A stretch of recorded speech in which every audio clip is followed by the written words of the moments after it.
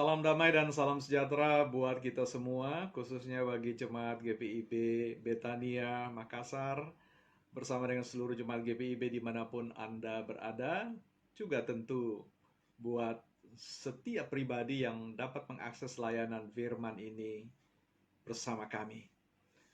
Selamat datang dan kita akan membahas bersama-sama terkait dengan kitab Yoel, pasal yang pertama, ayat yang pertama sampai dengan ayatnya yang ke-12.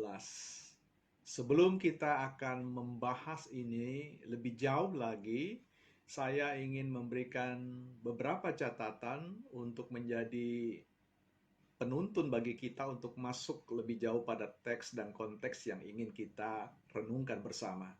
Yang pertama adalah mari kita membaca kitab ini tidak di dalam suasana kesuraman atau perasaan suram, perasaan yang pesimistik atau tidak ada pengharapan.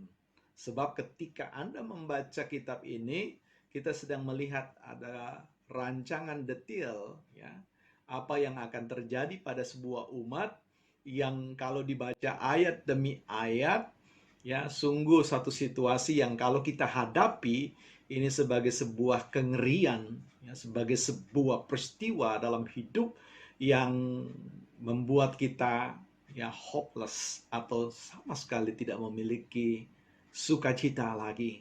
Dan itu digambarkan pada ayat yang ke-16 atau disimpulkan pada ayat yang ke-16. Nanti kita akan bahas.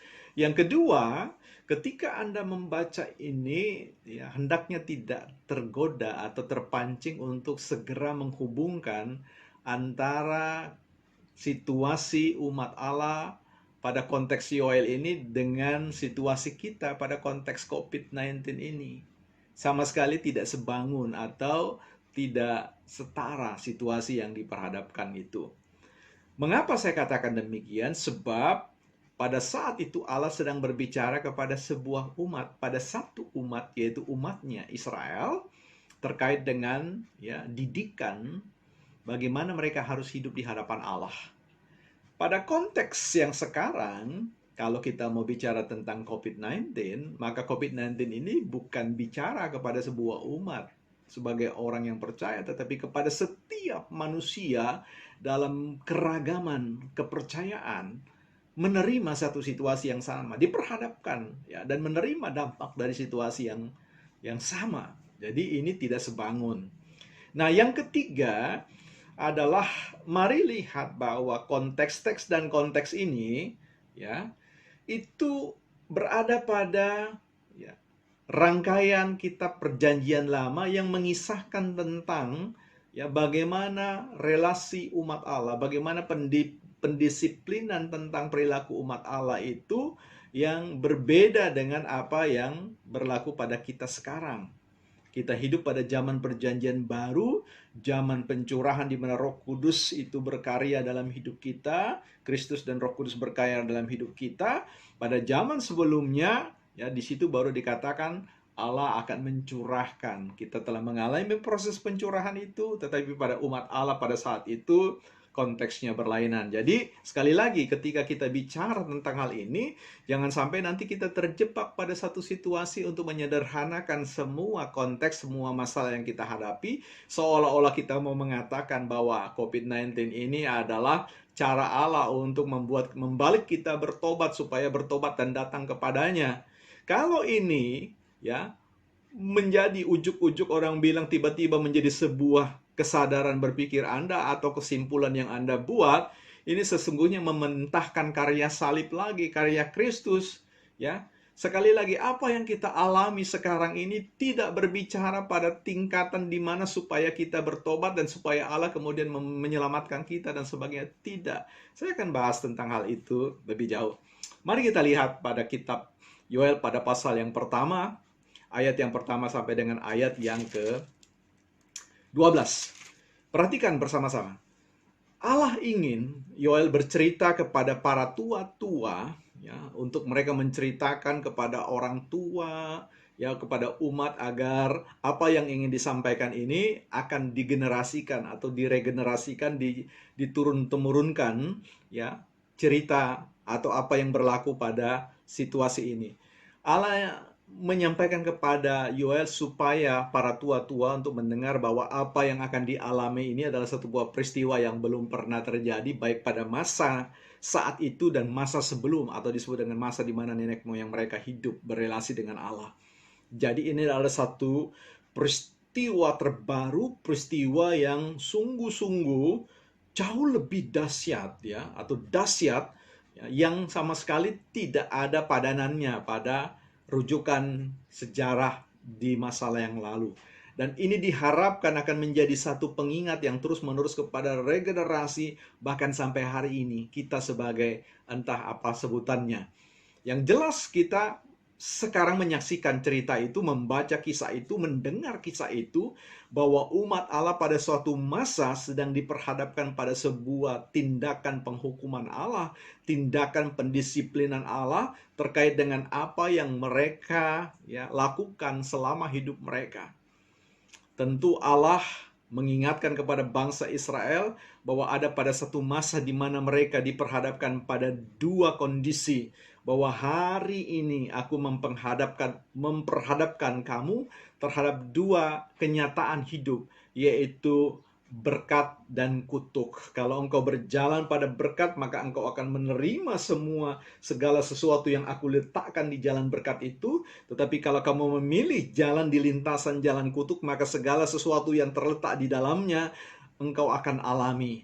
Itulah dua hal yang diperhadapkan kepada bangsa atau umat Allah saat itu. Nah, apa yang terjadi ketika Allah hendak menghadirkan satu situasi yang disebut dengan hari Tuhan, atau hari di mana Tuhan bertindak mengambil sebuah keputusan untuk melakukan penghukuman atau pendisiplinan kehidupan kerohanian dari umat itu, ya. Ini membawa kita pada sebuah kesimpulan yang sederhana dan mudah untuk diambil, bahwa apa yang Allah putuskan itu karena digerakkan oleh satu situasi di mana umat itu telah memilih melintas pada jalan yang disebut dengan jalan kutuk. Jalan yang pasti akan terlaksana, artinya apa yang ada di dalam semua jalan kutuk itu akan dialami. Dan inilah kutuk dalam pengertian penghukuman itu dialami oleh bangsa, oleh umat yang kepadanya tidak melakukan proses pembalikan sikap hidup, yaitu menempuh jalan berkat.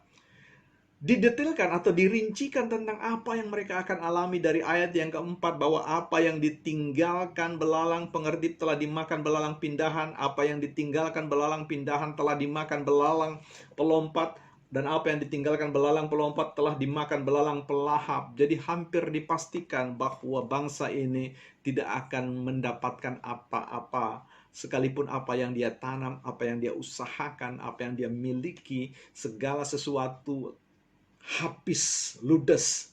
Ketika ketika serangan hama belalang itu memakan tanaman atau apa yang diupayakan itu, dan masih tersisa, akan ada pasukan belalang-belalang lain-lain yang akan menyikat habis semua apa yang akan menjadi daya dukung atau sumber kehidupan bagi umat pada saat itu. Bahkan dalam satu situasi yang kengerian yang luar biasa, bahwa akan juga ada serangan-serangan bala tentara, serangan militer yang dilakukan oleh Mesir dan Edom, yang memastikan bahwa mereka digambarkan kepada orang yang akan menghancurkan segala sesuatu, membuat orang merana, membuat orang tidak memiliki lagi apa yang disebut tadi pada ayat yang ke-16, bukankah di depan mata kita sudah lenyap makanan sukaria dan sorak-sorai dari rumah Allah kita.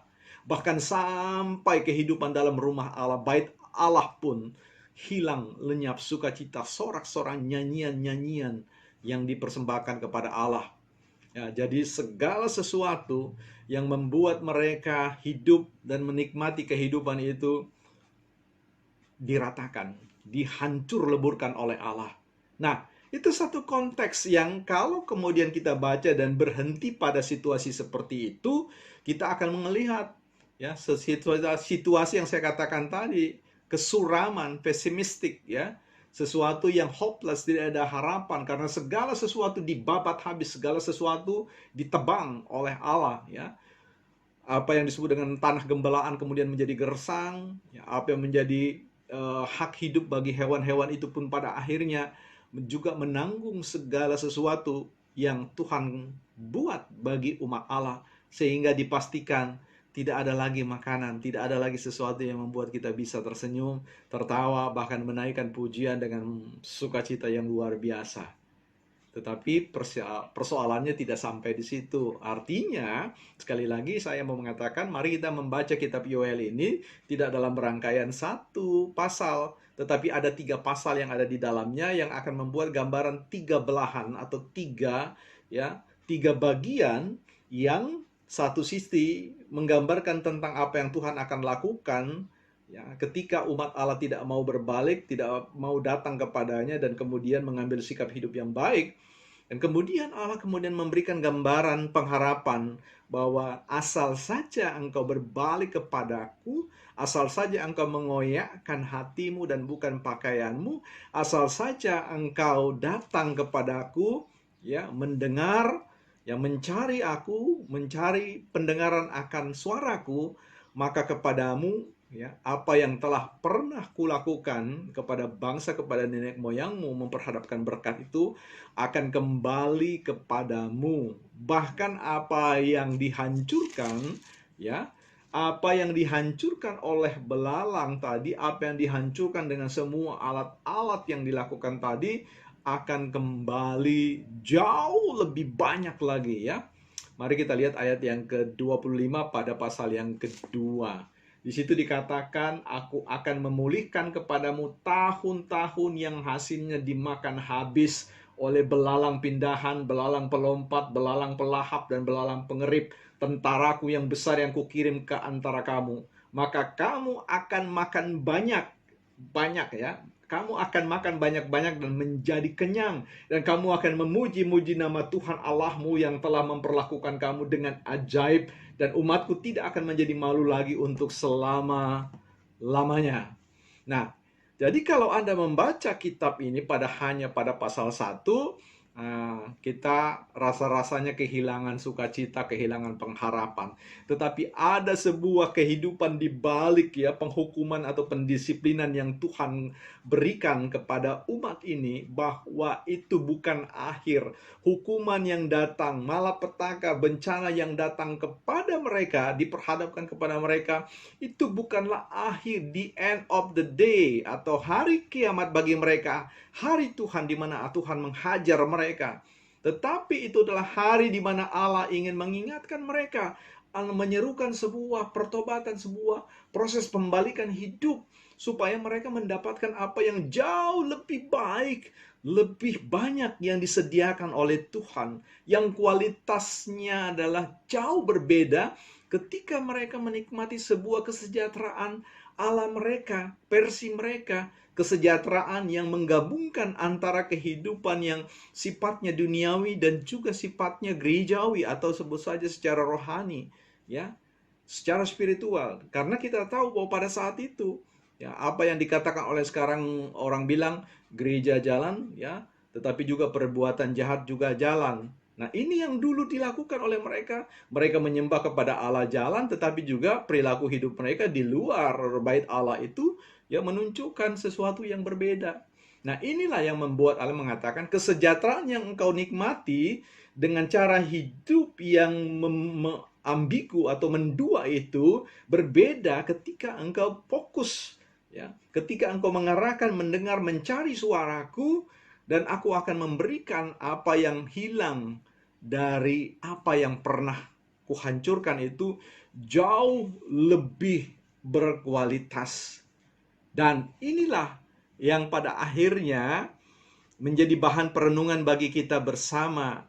Kalau kita mau tiba pada sebuah proses pencaharian makna tentang apa yang telah berlaku sekarang ini, mari sekali lagi kita melihat bahwa apa yang terjadi sekarang ini tidak dapat kita katakan cara Tuhan untuk membawa kita bertobat supaya kita diselamatkan, supaya kita tidak Yang saya maksudkan di sini bahwa sejak awal itu Allah itu zaman di mana Adam dan Hawa ditempatkan, Allah menempatkan sesuatu yang baik. Adam dan Hawa ditempatkan pada suatu situasi yang berkelimpahan, sesuatu yang baik yang Tuhan sudah rancang baginya. Tetapi dalam proses penolakan, pengingkaran, dan pengkhianatan, itu pengambilan keputusan untuk mengikuti suara hati manusia, maka ia mengalami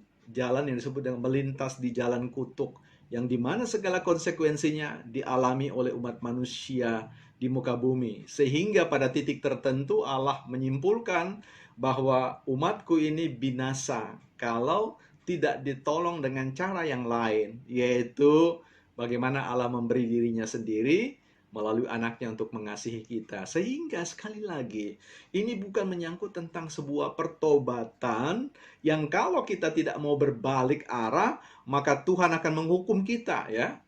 Sekali lagi, Allah yang kita sembah sekarang ini adalah Allah yang penuh kasih. Ya, kalaupun lantas kita mulai bertanya, lantas apa yang harus kita pahami dari situasi yang kita alami sekarang ini? Sekali lagi kita kembali kepada satu situasi sejak manusia jatuh di dalam dosa, segala penderitaan itu telah menjadi bagian dari keseharian yang kita hadapi. Apa yang kita lakukan dalam kehidupan hari lepas hari itu mengandung konsekuensi yang sama. Dalam artian apa? Ingat, kalau kepada kita juga Allah sama menghadapkan. Pada kita Allah menghadapkan, pada satu sisi aku memperharapkan kepada kamu jalan yang penuh berkat, dan satu sisi adalah jalan yang penuh kutuk. Artinya banyak penderitaan di sana. Nah, jadi ketika kita melintas dalam kehidupan ini, apa yang kita buat, hukum Allah akan bekerja. Ya. Semakin kita melakukan sebuah tindakan-tindakan yang berseberangan dengan kehendak Allah, rancangan baik Allah, maka kita akan menuai, ya, sesuatu yang tidak baik. Sehingga prinsip, apa yang kau tabur, itu yang kau tuai. Apa yang kau buat, itu yang kau akan rasakan. Mungkin kita mau bicara tentang, kalau bicara tentang pertobatan, tentu bicara tentang pertobatan sikap, pertobatan cara hidup. Ya, sebab ini menyangkut tentang daya dukung alam. Ya, sebab segala sesuatu yang ada di sekitar kita itu ya akan memberikan dukungan kepada kita atau balik tidak memberikan dukungan kepada kita. Di situ berlaku hukum yang telah diletakkan oleh Allah, hukum keseimbangan alam. Saya tidak ingin menyimpulkan seperti secara tergesa-gesa bahwa segala sesuatu ini adalah hukuman Allah, tidak. Allah mengatakan bahwa ada hukum yang telah kutetapkan. Jadi bukan sesuatu yang dimunculkan oleh Allah tiba-tiba oleh karena satu situasi yang seperti ini. Tetapi hukum itu telah diletakkan jauh sebelum manusia itu ada di Taman Eden. Bahwa kalau engkau ya mematuhi apa yang aku berikan, maka segala sesuatunya akan menjadi baik, fine-fine saja, aman-aman saja.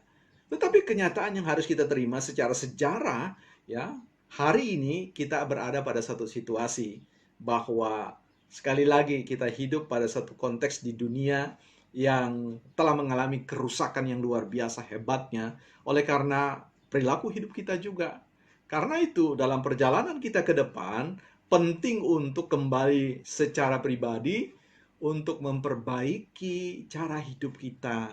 Ya, kita telah dipandu oleh kebenaran firman Tuhan bahwa ada berkat yang kualitasnya jauh lebih baik dari apa yang sedang kita alami sekarang ini. Kalau penderitaan ini ya menghalau kita, memberikan pendidikan-pendidikan yang baik ke depan, ini sebenarnya mau mengembalikan kita pada hakikat bagaimana kita merapikan hidup kita ini, bagaimana kita mendefinisikan ulang tentang kehidupan apa yang harus kita lakukan setelah atau berbarengan dengan situasi hari ini. Kalau kemudian pemerintah hari ini mengajak kita untuk berdamai, tentu pengertiannya adalah bahwa ada satu situasi yang saat ini disimpulkan kita mungkin tidak akan ya terbebas dari apa yang disebut dengan virus ini, dan ada kemungkinan bahwa virus-virus lain akan datang menghampiri kehidupan kita.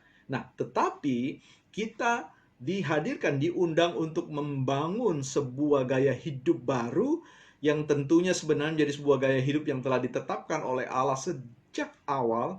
Bagaimana kita berjalan pada jalan berkat, bagaimana kita akan melihat dan memandang ada hukum-hukum berkat yang telah diletakkan oleh Allah dalam perjalanan hidup ini, sehingga kita harus belajar untuk memahami hukum-hukum berkat seperti apa yang bekerja pada kehidupan kita. Sekali lagi, kalau dulu bangsa Israel dilecehkan, dicela, atau umat Allah dicela, di mana Allah dalam penderitaan itu, sebagaimana ditanyakan juga ya pada ayat yang ke-19 pada pasal yang kedua, ya, sesungguhnya aku akan mengirimkan kepadamu gandum, anggur, dan minyak, dan kamu akan kenyang memakannya. Aku tidak akan menyerahkan kamu lagi menjadi cela di antara bangsa-bangsa.